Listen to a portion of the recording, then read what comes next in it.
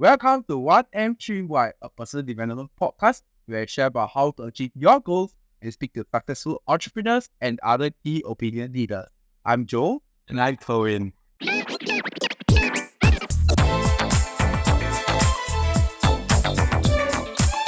So, Joel, have you watched the budget for 2024?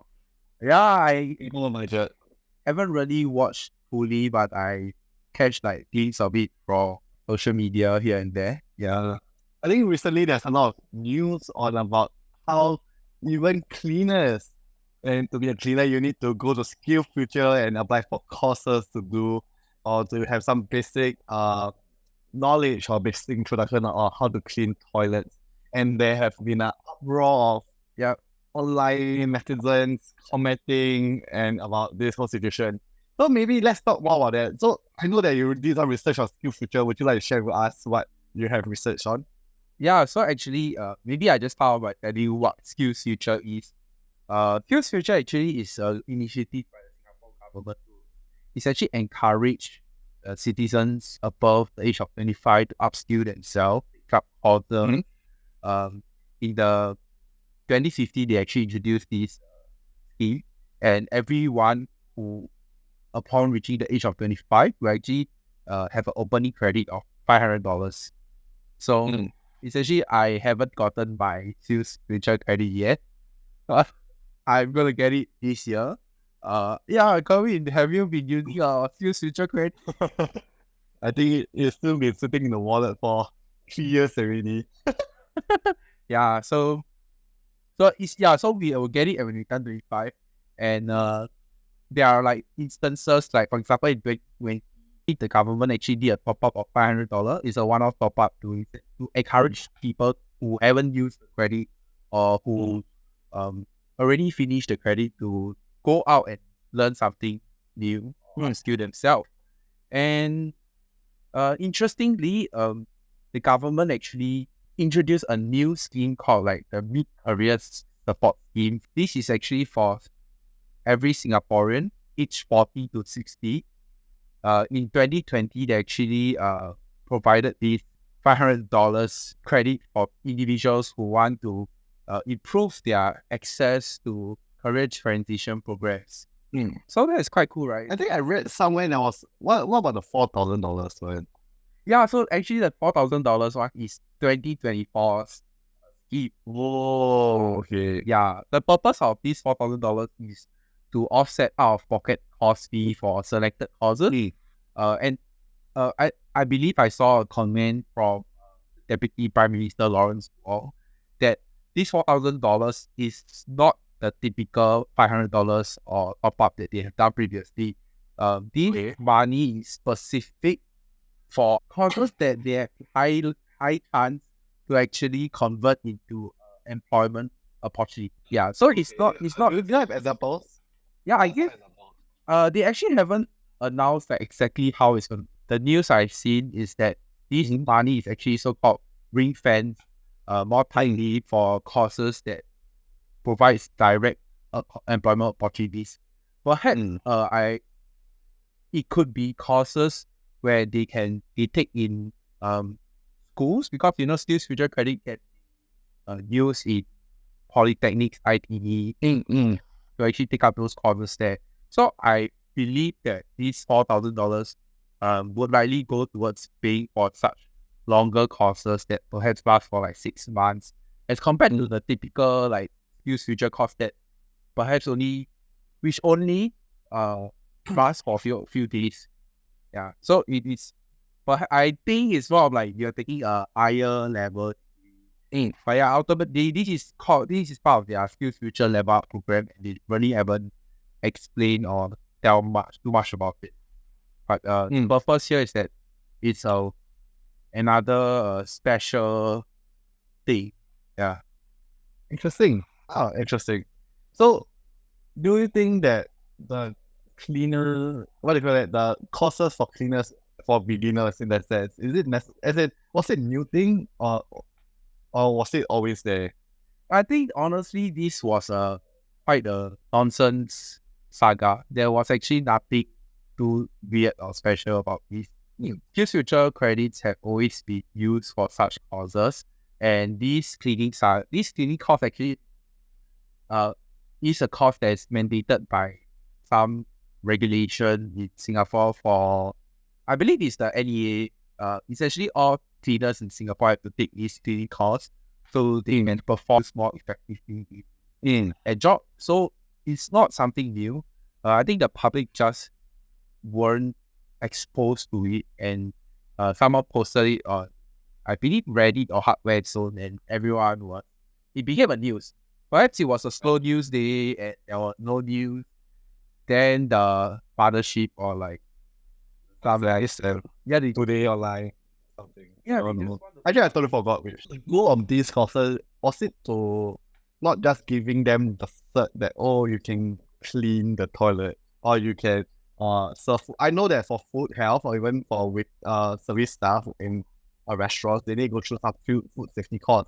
I feel like the goals of such courses is not just the cert, but to actually to know at least the foundation or basic, and actually also for their own personal safety. Is it safe to say that that's more towards the goal of it? It's the same thing. Actually, the food safety course, which I believe is called the food safety and hygiene course. There's like a few levels to it, and the for these courses, right, it's also covered under SkillsFuture credits. But I thought there's nothing too new about this. People are just speaking fast about it, and Which fast? yeah, but I think it's essential for these courses conducted so that we can ensure like a minimum level of safety and standards when it comes to safety, cleanliness, and also the food safety that we have in Singapore. So it's not a bad thing. So I think here comes the question when we talk about SkillsFuture. The big question is, why should I upskill? What do you think, Joe? Should everyone have the mindset that, I'm okay with my life, I'm okay with my job, I don't really want to upskill? Or should we have the mindset of advantages that we can gain or what rewards we can gain from upskilling? So you're saying you're okay with a job. The question here is, are you really okay? Because the world is moving so rapidly in today's lives. Are you really okay? Are you really okay? Because perhaps you may be okay in your career. Perhaps some companies will still employ you, but are you really performing to the maximum potential that you can? For example, very simply, everyone can relate to OpenAI's ChatGPT. I believe after the release of ChatGPT to public use, many people would have taken advantage of it in a good way when it comes to writing, formulating essays. And I believe it's good because if you're not going to take advantage of this, then what's the purpose of innovation? So it's the same thing like, someone invented the calculator, but everyone decided not to use the calculator. Oh, yeah. Right. I think for me, the big question of why should I upskill, I feel that Singaporeans, I can't make such a sweeping statement, but for some people, the clear answer to them, yes, I should upskill. Like in every job interview, do you upskill? Do you read every day? Yes, that's the answer, yes.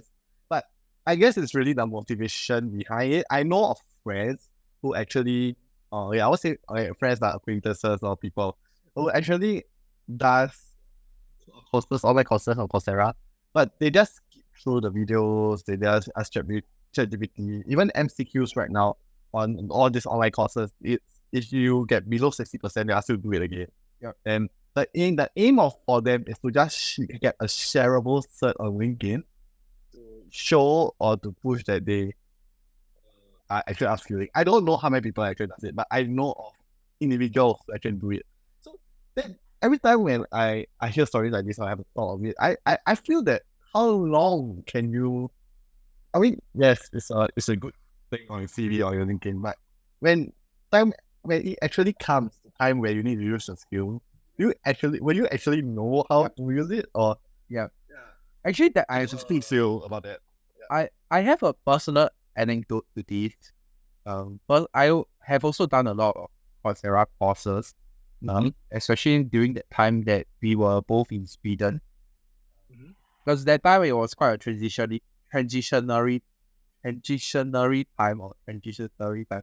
However, so basically I was trying to take up more skills, try to pivot somewhere else.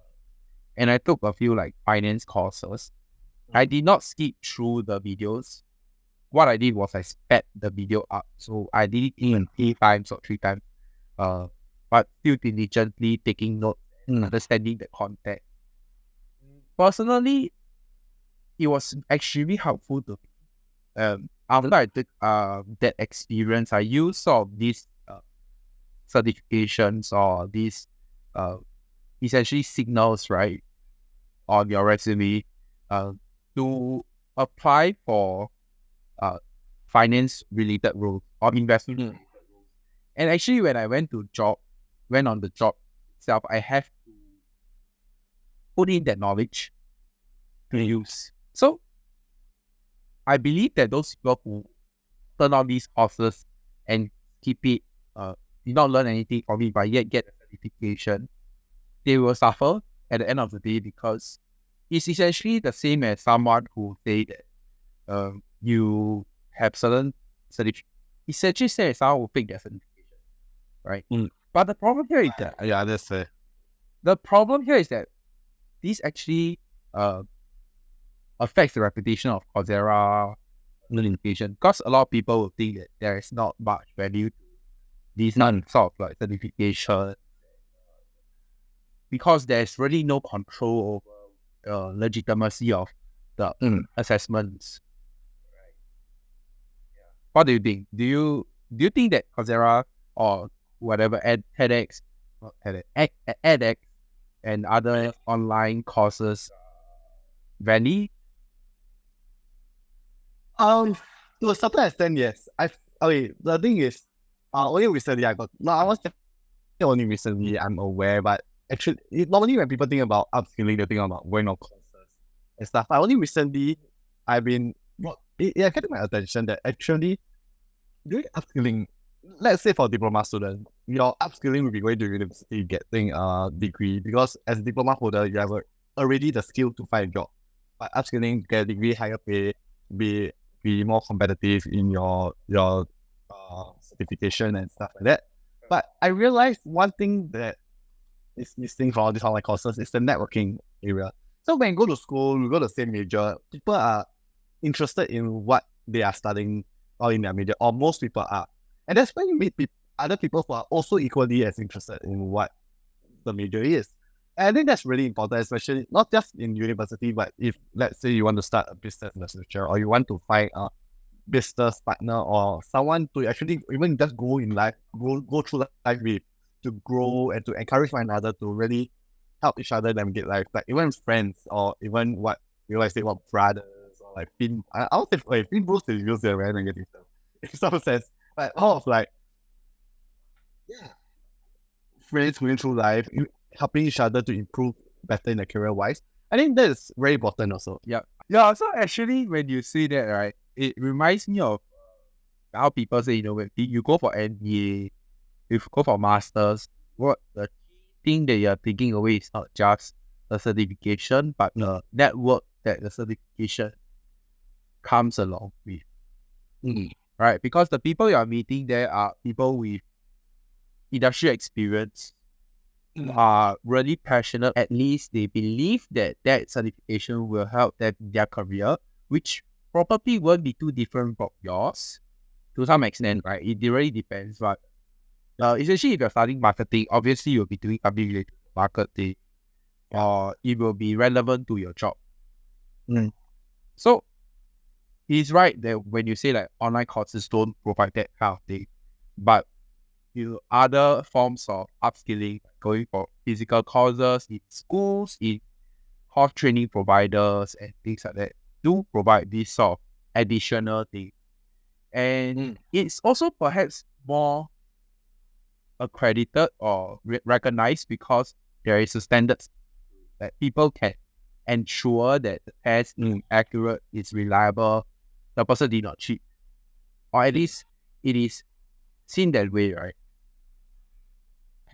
Yeah, I think that's true.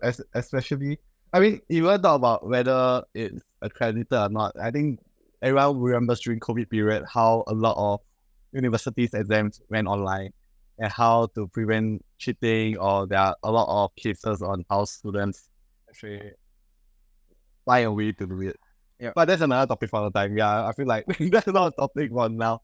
But maybe you can talk about how jobs have changed like 20 years ago and now. Because nowadays, a lot of people are heading towards being digital nomads. They travel the world, they work remotely anywhere. I think because of COVID, hybrid or working from home became a huge thing. So, upskilling a job or upskilling yourself to do a job that has not ever been created 20 years ago. So, I think that is a very, I don't know, I feel like that is a point so strong enough for me to actually just want to upskill. What do you think? Just keeping up with the times. I believe that it's extremely important to keep up with the times, because technology, when during the advancement of technology, it creates opportunities that you do not see, or you did not see before. For example, like you pointed out, there is this new roles or people who are called digital nomads who essentially work offline, or they work not on site, they work overseas or anywhere. Yeah. And they probably have or could be in a situation where they never ever meet the company that they're working for in real life. So there are like these type of opportunities that are available for people who upskill or get themselves acquainted with technology. Yeah, but of course, I'm not saying that all roles can be like this. It's just that upskilling is important because there are also other ways that technology can help you in terms of your work. So, very simply, like AI, again, AI is right now so powerful. Perhaps one example could be, if you don't know how to use AI, maybe you have to sort of summarize your notes.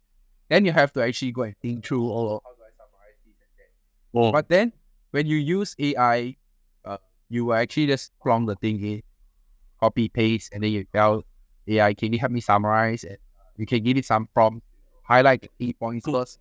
Then what you can do is, of course, not just plagiarize, copy, paste it. You can look at the draft and then go through your original sheet and make sure that all the key points are inside. If it's not inside, yourself. So perhaps originally you took the 30 minutes, 15 minutes, 15 to 30 minutes. Now you only need 5 to 10 minutes. And that's 10 minutes plus save for just one task. Can you imagine, like, if there are so many other tasks, you are essentially saving time, you're increasing your productivity, improving your value, the amount of value you can provide to the firm, and essentially that makes you so-called more employable. I think it's safe to say that what you mentioned, it all boils down to personal goals and personal achievements. Like, what do you want to achieve personally, right? As in, upskilling is really not just because, my boss asked me to do it, or like, because that's that, but it's really up to your own personal aspirations also. I think it's very important for someone. I don't think it's just solely special to upskilling. I believe that no matter what in life, if you are not interested in learning, nobody can force you. If you really want to learn, then the thing or the motivation should come within.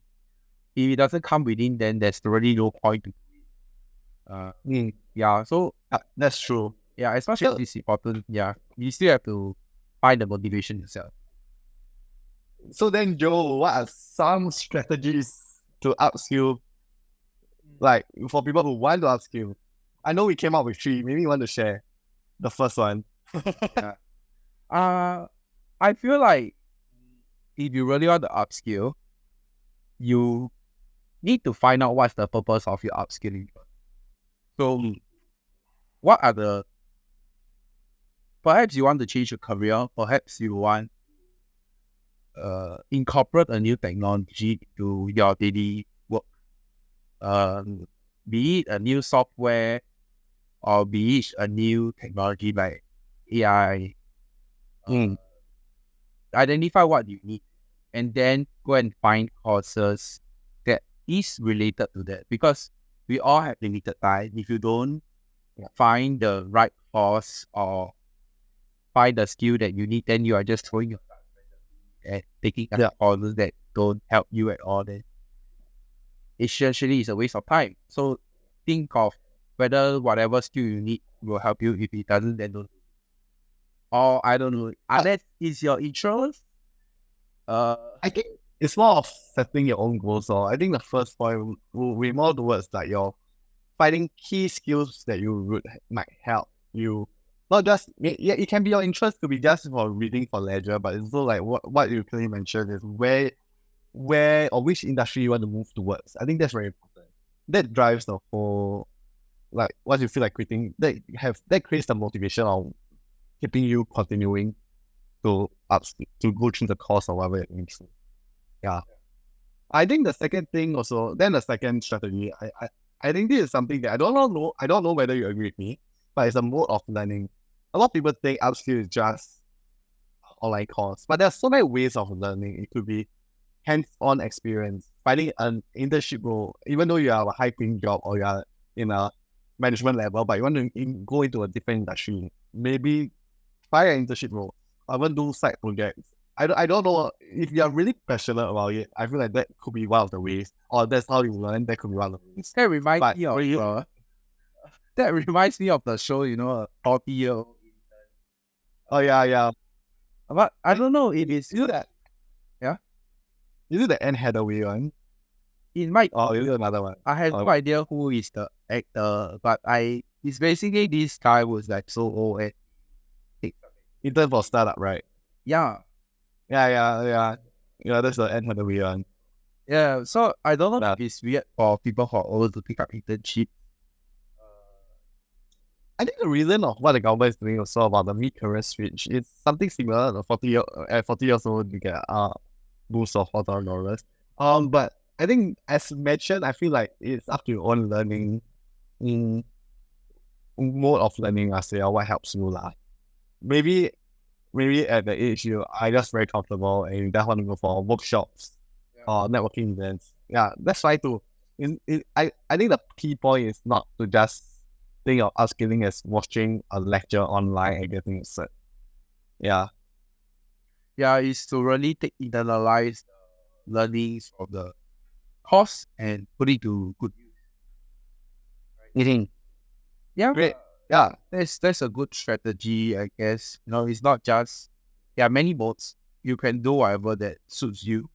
Essentially you want to create signals in your resume so that, wherever you're going, the person can recognize the skill set that you have. I think then also let's go to our last strategy, I guess. It's something that I hardly do actually. And I think it's a good point to have in mind or at the back of my head is to actually have the feedback or look at the newly acquired skills and how did it help you. What are your thoughts on that?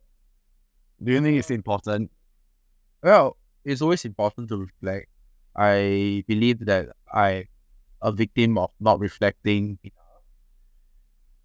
Yeah, is it important to reflect? Is it a good strategy? Well, I think the best thing is to put it to use compared to reflection. So for example, maybe you learn something new in social media marketing, then you can put it to use moment. Perhaps create an account or do something that allows you to try skills that you have learned. But it might not be applicable for all situations. So I guess maybe this point of reflection is more for you to craft your resume or wherever how to craft points or align it to your existing and new skills, and then form your pitch to potential employers. And at the same time, while doing that, you should also put it to use so that you can practice it and see it be successful. Yeah, I think you brought out a very good point about putting your skills to use. And I feel like that's the greatest reward from upskilling, honestly. To actually not just monetize your newly found skill, but to see that the things that you used to not be able to do after however you learn the new skill, you managed to do it. I think that's the sense of achievement is just indescribable, I would say. Yeah. So is there a skill that you are going to pick up? There are so many. I don't know where to start. Choice paralysis. I'm actually even though I see so much about online courses and what, I'm waiting for e-certificate of AI course I just did. About how current, if I remember correctly, how as humans it is not possible to be taken over by AI because of what the different levels of things we can add, or different, what do you call it? Degree. Okay. Yeah, complexity we can add to it. Yeah, it was not really fully a tech course, but more of a tech/philosophical kind of stuff. But it's a very interesting point of view. Yeah, I do have at the back of my head. Yeah. Why do you choose to pick up? As in, I feel like that should be a base for me after doing the basic literacy of AI. I wanted to know a little more towards I was the psychosocial, but the emotional part of AI before going to learning coding proper. As in, even though a lot of people now is arguing, is coding a basic skill everyone should have, or with the growth of AI, we should eliminate coding at all. I think there's a recent post online, some boss of some big company said, if I remember correctly. Yeah. I have seen that is Jensen Huang from NVIDIA. He is the godfather of AI chips. NVIDIA is suffering a great deal in a good way, or in terms of their revenue. If I'm not wrong, it's like 7 or 8 times their previous quarter in terms of revenue because of the AI, and that is insane. So yeah, in that video he actually said, so the difference is in the past you have to learn how to code, but now in AI can help you code. So you just from natural language and then you create the code. I guess it's good. But I feel like there's still some basic need or some basic coding knowledge to even use those codes by AI and stuff. Sure. Yeah, so I think that's something I'm lacking off and something I'm trying to learn. Yeah. What about you, Joe? Do you have any upskilling things that you're taking right now besides your CFE? Yeah, I'm still in the consideration phase for CFA. For audience, CFA is financial. Yeah, because I'm still not 100% sure of the path that they take. It really depends because have a few like ventures I have at the back of my head and I want to try. But at the same time, I want to also get employed. I want to see where what my job search lands me, and then from there I will decide how or what courses. But I ideally want to stay within financial services or investment field. Yeah. Oh, interesting. Yeah. All the best, man. But I still want to do this podcast. I want to read greater heights. We all want that. We both want that. Yeah. I think we are coming to the end of this episode. I think, would you want to share more about who we are looking for? Maybe an additional team member? If anyone is not say if anyone listening, if anyone who are listening that is interested joining us. Actually, I think right now, both of us are quite busy with our daily schedule, and we still want to create so-called good content, and we do have a pipeline of guests that are quite interesting, and we really want to maximize the effect of the content that we have created. We want to share it more to help more people or to get interested people to listen. So we are looking for social media marketing interns to join the show to help us create reels and marketing materials, to help us together think of potential pipeline of getting to build the pipeline of guests. I think it's exciting phase. This early stage. So looking for someone that's dynamic. Yeah, and you get to we have meetings with us or like talk to us or grow with us. Yeah, I think that's important to learn with us along the way or how to grow a channel and growth hack. This whole podcast and to see where it takes us. It's limitless. Anything can happen. Yeah. Who knows? Yeah, and for those who's watching the podcast, I think it's good for y'all to tell us who are some of the guests that you want us to invite onto the show. We want to use your so-called recommendation to help push the guests to come on board to show that there are people that's interested to listen to you here. And if there's any comments or suggestions, you can DM us or put it in the comment section on our YouTube, Instagram, and our full episodes are on Spotify and YouTube. And what else? That's all for now. So thank you so much for listening, and we will see you next week with a special guest. Yes, bye.